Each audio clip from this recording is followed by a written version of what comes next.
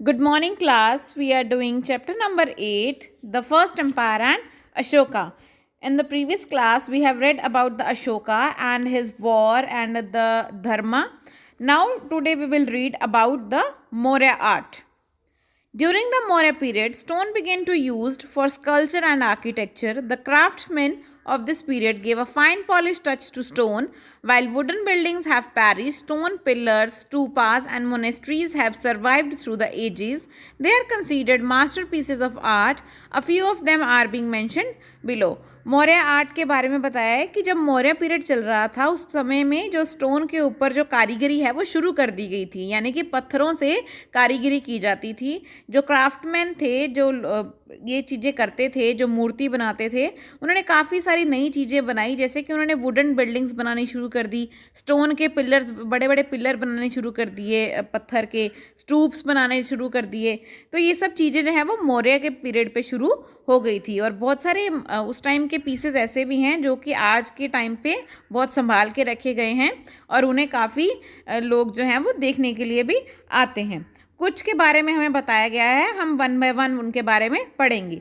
सबसे पहले पढ़ेंगे मोनोलिथिक पिलर्स, यानी कि पुरातनिक जो पिलर्स थे उसके बारे में पढ़ेंगे। These are about 20 to 30 metres high. These are found at various places in Bihar, example Lauriya, Nandangad and Loria Araraj. These bear beautifully carved animal figure at the top called capitals.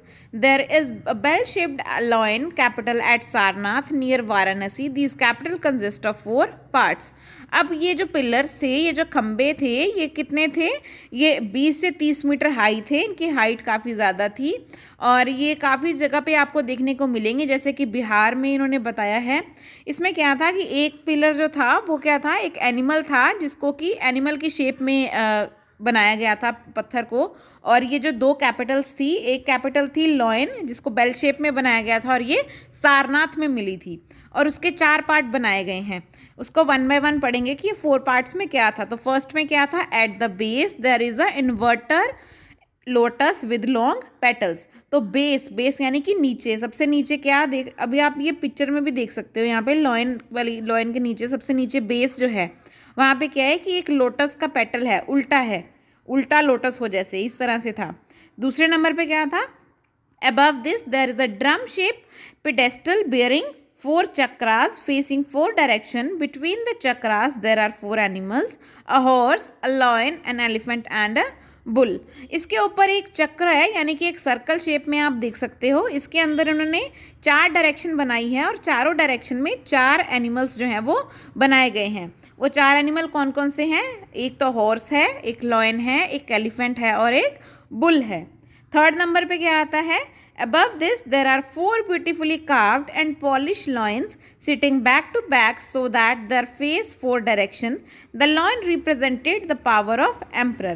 Third number पे आप देख सकते हो ऊपर लॉइन्स हैं, ये 4 लॉइन्स हैं जिन्होंने एक दूसरे की तरफ पीठ कर रखी है और जो चारों दिशाएं हैं उन तरफ, उनकी दिशाओं की तरफ इनका जो फेस है। फोर्थ क्या है, originally the lion supported a huge dharma chakra wheel of law which represent the law of Buddha. This wheel is in fragments. और चौथे नंबर पे क्या है कि ये जो लॉयन है इन्होंने किसको सपोर्ट कर रखा है, एक व्हील, धर्म चक्र को। जो एक चक्र देख रहे हो आप, जैसे कि फ्लैग में होता है उस तरह का ये चक्र है। और ये चक्र क्या बताता है कि जो बुद्धिज़्म का लॉ है हम उसको मान रहे हैं और उसके बेस पर हम खड़े हैं, उनके सपोर्ट के साथ। The loin capital and wheel are of special significance to us. The loin capital has been adopted as the national emblem of India, which appear on our currency and government documents. The wheel appear in our national flag. अब ये जो lion capital थी और ये जो wheel था इसकी बहुत बड़ी महत्वता है, क्योंकि ये जो लॉयन कैपिटल है इसको क्या बना दिया गया था, इंडिया का नेशनल एम्बलम बना दिया गया था। आप नोट पे भी देखते हो ऐसे शेर की पूरा अशोक का चक्र है, वो हमारे जो करेंसी है इंडियन करेंसी उस पर भी बना होता है। और गवर्नमेंट के काफ़ी सारे ऐसे डॉक्यूमेंट्स हैं जो ऑफिशियल कागजात हैं उस पर भी ये बना होता है। और हमारे नेशनल फ्लैग में भी एक चक्र जो है जिसमें 24 लाइंस हैं वो भी उस फ्लैग में डाला गया था। सेकंड नंबर पे हम पढ़ेंगे statue of Yakshini. It was founded at Didarganj in Patna, it is a sculpture of rare beauty and grace. It is now on display in the museum at Patna. The Mauryas also started the practice of digging caves. These served as a residence for monks. Some of the prominent caves are in Barabar and Nagarjunga hills. अब इसके बाद क्या है, statue of यक्षिनी, यानी कि एक यक्षिनी का आप स्टैचू भी देख सकते हो जो कि पटना में है, जो कि पटना के दीदरगंज शहर में आपको मिल जाएगा। ये जो स्कल्पचर है ये बहुत ही सुंदर और बहुत अच्छे तरीके से बनाया गया था। इसके अलावा एक म्यूज़ियम है पटना में जहाँ पर आप इसे देख सकते हो। और इसकी जो प्रैक्टिस है, मौर्य ने क्या किया था, जो केव्स थी यानी कि जो गुफाएँ थी उनको खोदना शुरू कर दिया और उनमें बहुत ही सुंदर जो हैं वो कलाएँ बनानी शुरू कर दी पत्थरों के द्वारा। और इसके साथ साथ जो मॉन्क्स थे यानी कि जो सन्यासी थे वो भी उनके बीच में रह सकते थे, क्योंकि जो गुफाएं हैं वो घर का काम भी देती थी, उन्हें शेल्टर का काम भी प्रोवाइड करती थी। लास्ट जो है वो है stupas. Ashoka built a large number of stupas. There were hemispherical dome-shaped monuments built on Buddha's relics. These were made of brick and earth. The side railing and the umbrella at the top of the stupa were made of stone. Ashoka is believed to have built 84,000 stupas throughout the country. The Sanchi stupa near Vidisha, 60 km from Bhopal in Madhya Pradesh, is one of the most well-preserved stupas. अब स्टूपास क्या होते हैं, ये stoops होते हैं जो कि Buddhism में बनाए जाते हैं। जैसे कि आप देखते हो ना, मंदिर होते हैं, हिंदूज़ में मंदिर होते हैं, सिख में गुरुद्वाराज होते हैं, तो ऐसे ही बुद्धिज़्म जो है वो स्टूप्स होते हैं उनके।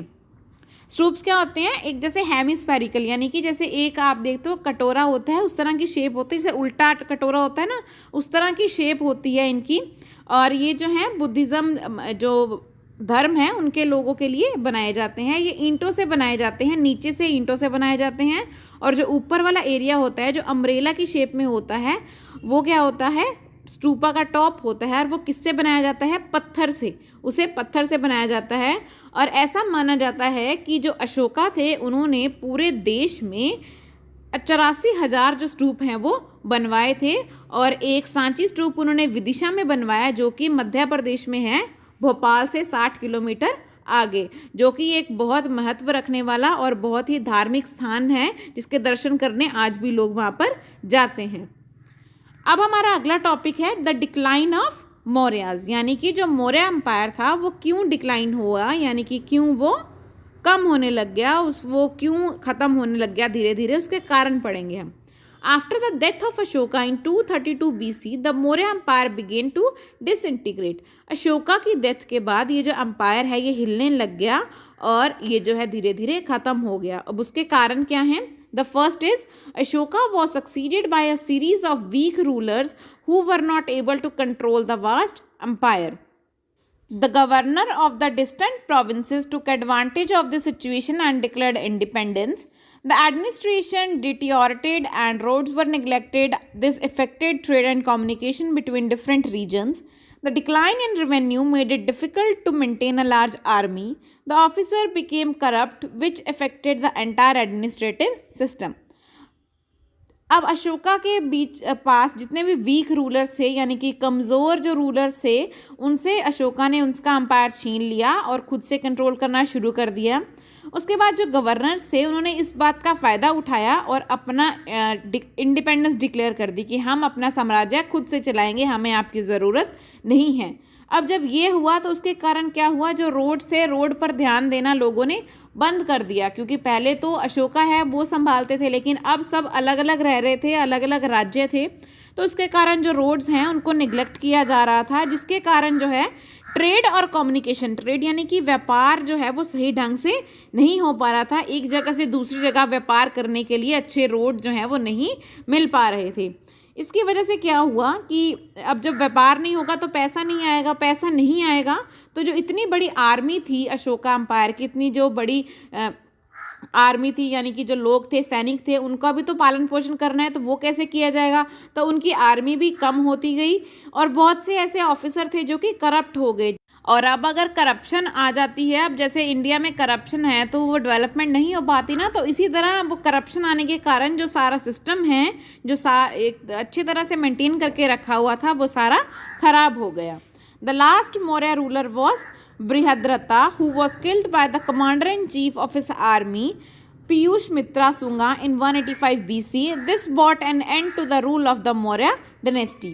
तो क्या होता है 185 BC में जो लास्ट राजा होता है मौर्य एम्पायर का, जिसका नाम था बृहद्रथा, उसको किसने मार दिया? आर्मी का जो कमांडर चीफ था पीयूष मित्रा सुगान 185 BC में उसने उसको मार दिया था। और उनके मरने के बाद जो मौर्य डायनेस्टी है वो उसका जो रूल है, उसका शासन है, वो खत्म हो गया था।